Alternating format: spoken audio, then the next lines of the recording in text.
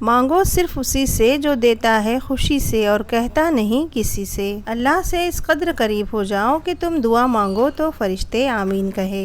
اے پروردگار، میرے ان گناہوں کو بخش دے جو میری دعاؤں کو قبول ہونے نہیں دیتے۔ کیا خوب لکھا ہے کسی نے، بخش دیتا ہے خدا ان کو جن کی قسمت خراب ہوتی ہے، وہ ہرگز نہیں بخشے جاتے جن کی نیت خراب ہوتی ہے۔ حساب کتاب صرف رب نے صحیح لگایا، سب کو خالی ہاتھ بھیجا اور خالی ہاتھ ہی بلایا۔ ایک انسان کے دنیا میں آنے کی خبر 9 مہینے پہلے ہی سے ہو جاتی ہے، لیکن جانے کی خبر 9 سیکنڈ پہلے بھی نہیں ہوتی۔ اسی لیے زندگی کو غنیمت سمجھے۔ زندگی کا تحفہ بہت قیمتی ہے، ضائع نہ کر جائیے گا۔ رب سے جڑ کر، عبادت کو تھام کر اور محبتیں بانٹ کر اچھے نقش پیچھے چھوڑ جائیے گا۔ یہ مت سوچے کہ چھوٹا نصیحت کر رہا ہے، میں بڑا ہو کے کیسے مان لوں۔ نہیں، یہ اللہ کا چناؤ ہے، جس کی زبان سے چاہے حق جاری کر دے۔ اسی لیے اکڑ میں نہ رہے، اللہ کے لیے جھک جائے۔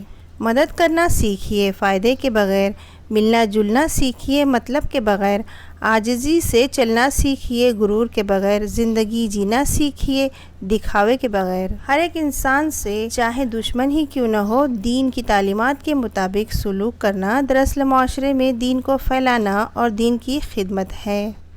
اللہ سے بڑھ کر کوئی اپنے بندے کا خیر خواہ نہیں۔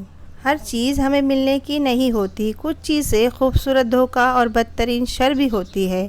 اللہ کریم سے کسی چیز کے نہ ملنے پر بدگمان نہیں ہونا چاہیے۔ شیطان کی انسان پر کی گئی ساری سرمایہ کاری اس وقت مکمل طور پر ڈوب جاتی ہے جب بندہ سچی توبہ کر کے اپنے رب کے در پر جھک جاتا ہے۔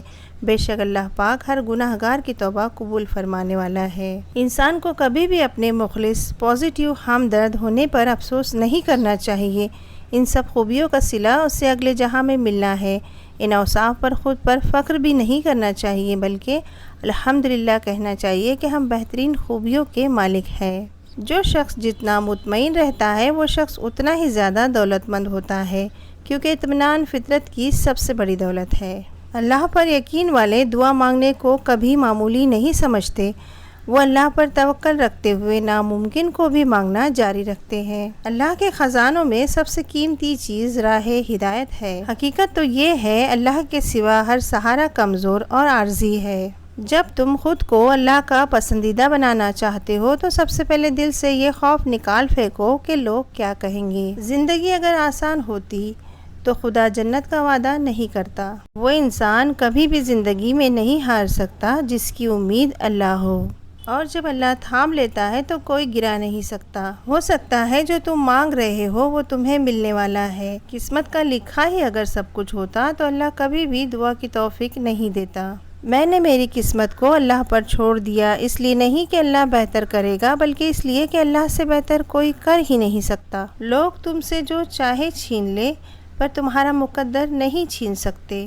حسد کرو گے تو کچھ نہیں پاؤ گے، اور شکر کرو گے تو گن نہیں پاؤ گے۔ دل کا بوجھ اللہ کی بارگاہ میں رونے سے ہلکا ہوتا ہے، جہاں نہ ماضی کا تانا ملتا ہے اور نہ ہی مستقبل کا خوف، صرف کرم کی چادر سے ڈھانپ دیا جاتا ہے۔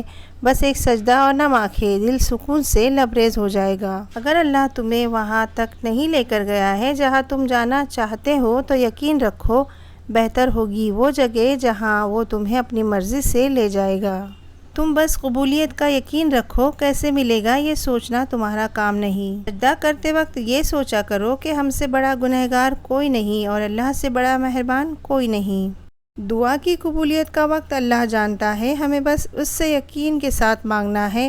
ممکن ناممکن سوچ کو دل سے نکال دینا ہے، ہمیں بس اس کی کن کا انتظار کرنا ہے، اور جلد ہی اللہ تمہارے لیے ایسا معجزہ بھیجے گا جس کی نہ کوئی حد ہوگی اور نہ کوئی اختتام۔ آپ صلی اللہ علیہ وسلم نے فرمایا، جب بندہ کہتا ہے یا رب یا رب یا رب تو اللہ فرماتے ہیں لبیک عبدی، مانگ تجھے عطا کیا جائے۔ بے سکونی بڑھ جائے تو عبادت کا وقت بڑھا دو اور اللہ سے بات کرو اور اپنے دکھ کا مداوا اسی سے مانگو، وہی رحیم و کریم ہے۔ جب وہ اللہ رات کے آخری پہر تمہیں ملاقات کے لیے بلاتا ہے تب وہ تمہیں اپنے در سے خالی ہاتھ نہیں لوٹاتا۔